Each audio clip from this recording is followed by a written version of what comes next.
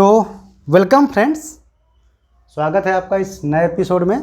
और हम आपको आज डाइवर्जिंग लेंस बताते हैं क्या है।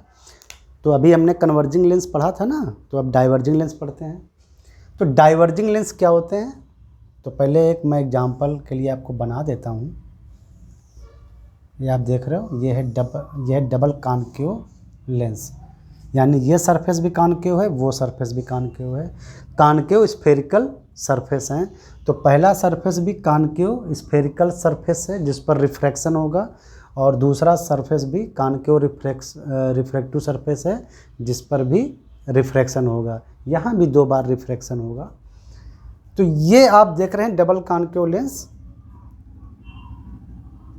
थोड़ी देर के लिए देखो, ये एक डाइवर्जिंग लेंस है, मैं पहले से ही आपको बता रहा हूँ। लेकिन वो होता क्या है डाइवर्जिंग लेंस, तो सुनो।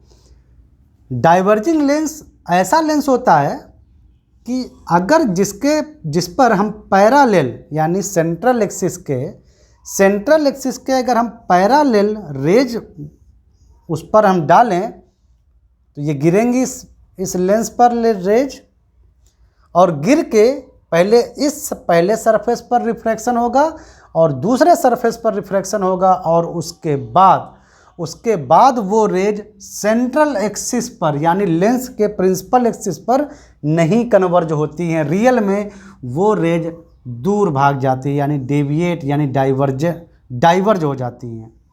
ऐसे वो रेज रियल में इस सेंट्रल एक्सिस पर कन्वर्ज नहीं होती हैं। सेंट्रल एक्सिस से वो रियल में यानी जो रियल रेज आई हैं, वो जब गिरेंगे इस पर, जब निकलेंगे बाहर, तो वो डाइवर्ज हो जाएंगे उस तरफ। ऐसा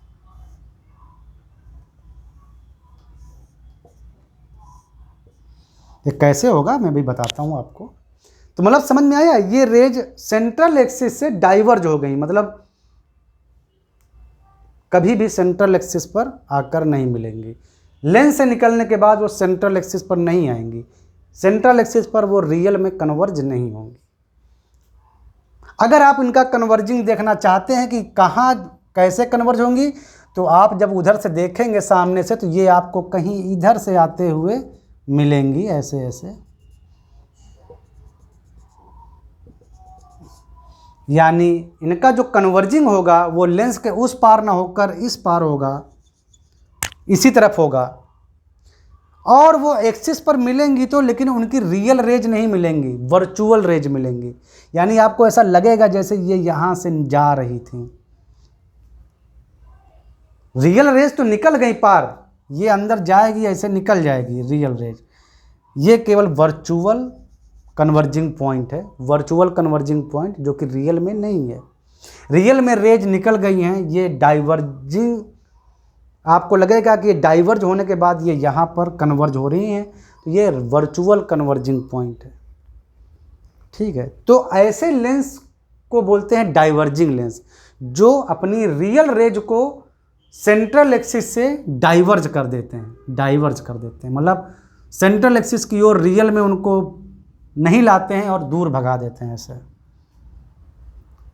ठीक है, समझ में आया। तो ये है डाइवर्जिंग लेंस। रेज आई चली गई दूर, इससे डेविएट होकर चली गई दूर, ऐसे करके ऐसे नहीं आएंगी। मतलब रियल वर्ड सुनो, जो रियल रेज है वो सेंट्रल एक्सिस की ओर नहीं आएंगी, कहीं भी सेंट्रल एक्सिस चाहे जहाँ हो, वो सेंट्रल एक्सिस पर नहीं आएंगी रियल रेज। अगर ये सेंट्रल एक्सिस है तो कभी भी रियल रेज इस पर नहीं आएंगी। हमें केवल आभास होगा जैसे कि वो यहाँ से जा रही हैं, यहाँ से डाइवर्ज हो रही हैं। कन्वर्ज नहीं कह सकते, वर्ड हमने गलत इस्तेमाल किया इसके पहले। ऐसा लग रहा है कि मतलब, लेकिन वो गलत वर्ड था, डाइवर्ज बोलना चाहिए कि ये रेज डाइवर्ज हो गई। और अगर हम इनको अगर वहाँ से ऑब्जर्व करें, इस साइड से ऑब्जर्व करें हम यहाँ से, तो हमको लगेगा जैसे ये रेज यहाँ से निकल रही हैं। ये पॉइंट जो है वो लग रहा है जैसे एक लाइट सोर्स हो, सारी लाइट यहाँ से निकल रही हो। ये पैरेलल रेज ऐसे ना आके इस इस रेज से निकल रही हैं, यानी these rays are divergent from this point. फिर भी यहां पर कोई रियल रेज नहीं है, ये एक वर्चुअल है, वर्चुअल। तो ये है डाइवर्जिंग लेंस, ठीक है, इसे डाइवर्जिंग लेंस बोलते हैं।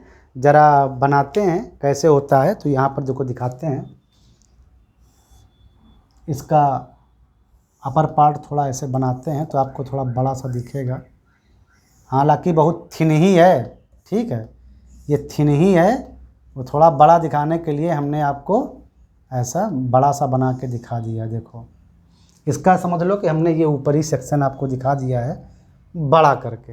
ये डबल कॉन्केव लेंस का बिल्कुल छोटा सा रूप दिखाया है, थोड़ा बड़ा करके। ये थिन लेंस ही है, सिर्फ पिक्चर में बड़ा बना है। देखो यहाँ से हम पैरेलल रे डालते हैं, थोड़ा थोड़ा बड़ा करके दिखा ही देते हैं ताकि आपको ज़्यादा कन्फ्यूजन ना रहे। और ये रही लेंस की सेंट्रल एक्सिस।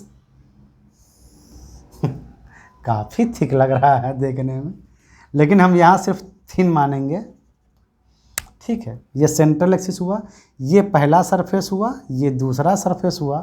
पहले सरफेस का सेंटर ऑफ कर्वेचर ये मान लो C1 है, और दूसरे सरफेस का सेंटर ऑफ कर्वेचर इधर मिलेगा, क्योंकि स्फेयर इधर बनेगा ना, ऐसे ऐसे गोला।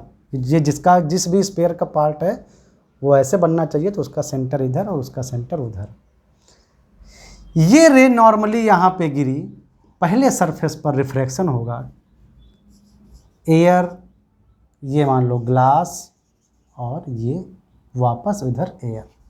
देखो ये जब यहाँ पर गिरी तो रे एयर से ग्लास में जाएगी, यानी from rare medium to denser medium. यहाँ पर पहले आपको नॉर्मल जानना चाहिए, नॉर्मल की डायरेक्शन ये। नॉर्मल जानने के लिए आप उसी कर्वेचर वाले पार्ट को सेंटर ऑफ कर्वेचर से मिला दीजिए। तो ये जो एंगल बना, आप समझ रहे हैं कि नॉर्मल से जो इंसिडेंट एंगल बना ये है I1। और अब रे रेयर मीडियम से चूंकि ग्लास में जा रही है, तो वो क्या होगा, वो नॉर्मल की ओर थोड़ा झुक जाएगी ऐसे। ये R1 जो एंगल बनेगा, चूंकि रेयर से डेंसर में जा रही ना, तो रे नॉर्मल की ओर झुक जाएगी। तो ये जो R1 होगा, R1 should be less than I1। अब ये रे जाकर दूसरे सरफेस पे यहाँ पे गिरी, दूसरे सरफेस पर पहुँच गई। अब दूसरे सरफेस पर देखते हैं रिफ्रैक्शन होगा, यानी इस पर भी रिफ्रैक्शन होगा। यहाँ क्या होगा, यहाँ पर डायरेक्शन जानने के लिए पहले आप इस पॉइंट को सेंटर ऑफ कर्वेचर से मिलाइए इस सरफेस के, तो ये जो डायरेक्शन होगी वो नॉर्मल होगी, करेक्ट। अब देखो नॉर्मल से जो एंगल बना ये है यहाँ का इंसिडेंट एंगल, यानी I2। लेकिन अब रे ग्लास से जा रही है एयर में, यानी from denser medium to rare medium, तो वो नॉर्मल से और ज़्यादा, यानी I2 एंगल से भी ज़्यादा एंगल बनाएगी और निकलेगी ऐसे। ये देखो R2, और R2 should be greater than I2। तो R2 और ज़्यादा बनेगा, यानी रे जो रियल असली रे है वो ऐसे करके निकल गई। तो ये है असली पिक्चर। तो अब हम समझ गए कि ये जो डबल कॉन्केव लेंस है, ये एयर में अगर रखा जाए तो एक किसकी तरह काम करेगा, एक डाइवर्जेंट लेंस की तरह काम करेगा। पूरा आपको रे डायग्राम बना के दिखा दिया कि कैसे एक रियल पैरेलल रे सेंट्रल एक्सिस पर कभी नहीं मिलेगी, वो निकल जाएगी दूर। ऐसा लगेगा जैसे वो इस पॉइंट से आ रही है, यहाँ कहीं ऐसा लगेगा जैसे वो रे कहीं इस पॉइंट से आ रही है। तो इसको बोलते हैं डाइवर्जिंग पॉइंट, यानी ऐसा लगेगा जैसे ये रे इस पॉइंट से डाइवर्ज हो रही है उस साइड में। तो समझ गए, तो ये पॉइंट भी रियल नहीं है, ये पॉइंट भी वर्चुअल है। तो इस तरह आप देख रहे हैं कि कैसे रियल रे डाइवर्ज कर गई, मतलब सेंट्रल रे से और दूर चली गई सेंट्रल एक्सिस से, तो ये कभी कन्वर्ज नहीं होगी, तो यानी ये डाइवर्जिंग लेंस है। सिमिलरली मैं आपको एक टास्क देता हूं, आप करिए। अभी जैसे हमने पिछले वाले एपिसोड में आपको करके बताया,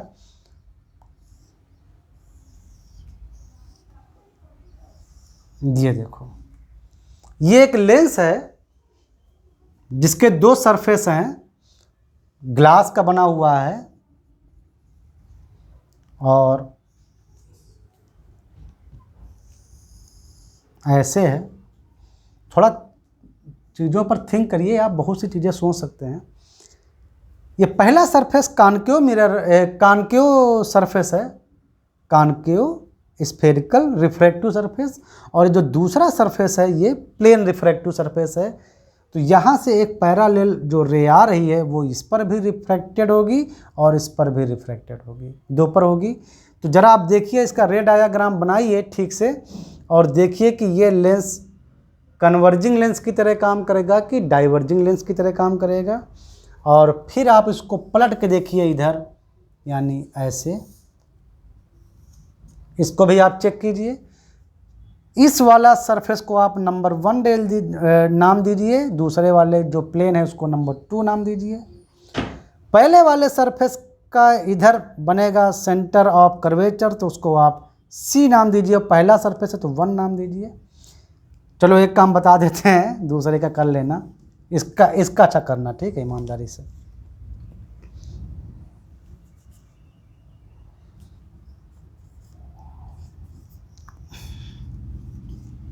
इसका तुम करके देखना, ठीक ना। ये पैरेलल रे ऐसे जा रही है, यहाँ पर गिरेगी। एक हम फिर से बता रहे हैं आपको, करा मतलब करके देखो, ये रे पैरेलल आई, यहाँ पर गिरी, अब यहाँ पर गिरी तो वो इस दोनों ओर एयर ले लेना, इधर भी एयर ले लेना, लेंस के दोनों ओर, लेंस ग्लास का है।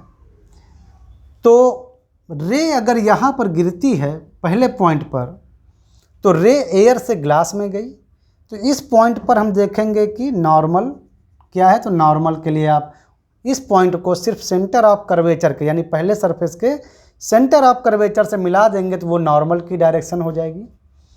अब ये रे एयर से ग्लास में गई, तो अगर ये एंगल I1 है, यानी इस पॉइंट पर इंसिडेंट एंगल हो चाहे रिफ्रैक्टिव एंगल हो, नापते हैं हमेशा, मेजर करते हैं हमेशा नॉर्मल से। एयर से ग्लास में गई, यानी रेयर मीडियम से डेंस मीडियम में गई, तो वो नॉर्मल की ओर मुड़ जाएगी। यानी अगर ये एंगल, छोटा सा एंगल R1 है, तो हमेशा I1 should be greater than R1, because air से ग्लास में गई। फिर ये रे जाकर यहाँ पर हिट करेगी। अब ये रे इस सरफेस पे आई है जो कि प्लेन सरफेस है। प्लेन सरफेस पर नॉर्मल डालना बहुत आसान होता है, बिल्कुल ऐसे आपने नॉर्मल डाल दिया। तो अगर ये जो नॉर्मल से एंगल बनाएगा, ये होगा I2, और ये जो एंगल है ना, ये I2 होगा। और अब रे ग्लास से जा रही है एयर में, यानी वो डेंस मीडियम से रेयर मीडियम में जा रही है, तो नॉर्मल से ज़्यादा एंगल पर भागेगी, यानी इतने एंगल पर भागेगी, मान लो R2, तो R2 should be greater than I2। तो ये आप देख रहे हैं कि कैसे रे चली गई सेंट्रल एक्सिस से बाहर, और वो कभी लौट के नहीं आएगी यहाँ पे, तो उस डायरेक्शन में चली गई। यानी ये रे रियल में कभी भी सेंट्रल एक्सिस पर कन्वर्ज नहीं होगी, तो ये एक डाइवर्जिंग लेंस की तरह काम कर रहा है। अगर आप जानना, मतलब इसको अगर आप पीछे मिलाओगे तो ये कहीं यहाँ पर आके मिलेगी, तो आपको लगेगा जैसे ये रे पैरेलल ना आके यहाँ से निकल रही हैं, यानी यहाँ से डाइवर्ज हो रही। तो इस प्रकार आप समझ गए कि कॉनकेव और plane lens, concave plane lens, इसको बोलते हैं कॉनकेव प्लेन लेंस, ये एक डाइवर्जिंग लेंस की तरह काम कर रहा है। डबल कॉनकेव लेंस भी जो आप देख रहे हैं यहाँ पर, ये भी एक डाइवर्जिंग लेंस की तरह काम कर रहा है। इनको जब हम एयर में रख रहे हैं तब, ठीक है, रिफ्रैक्टिव इंडेक्स का बहुत ज़्यादा फर्क पड़ता है। और ये आप खुद से करके देखेंगे, ठीक है। ये आप खुद से करके देखेंगे। तो डाइवर्जिंग लेंस का कॉन्सेप्ट समझ में आ गया। डाइवर्जिंग लेंस वो लेंस हैं जिनसे पास होने वाली रियल रेज कभी भी सेंट्रल एक्सिस पर आकर नहीं कन्वर्ज होती हैं। वो सेंट्रल एक्सिस से रियल वाली रेज भाग जाती हैं दूर, कभी नहीं आती सेंट्रल एक्सिस पर, डाइवर्जेंट हो जाती, तो इसीलिए उनको बोलते हैं डाइवर्जिंग लेंस।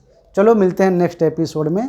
आई थिंक आपको कन्वर्जिंग लेंस और डाइवर्जिंग लेंस का कॉन्सेप्ट समझ में आ गया है। तो अब मिलते हैं नेक्स्ट एपिसोड में, ठीक है।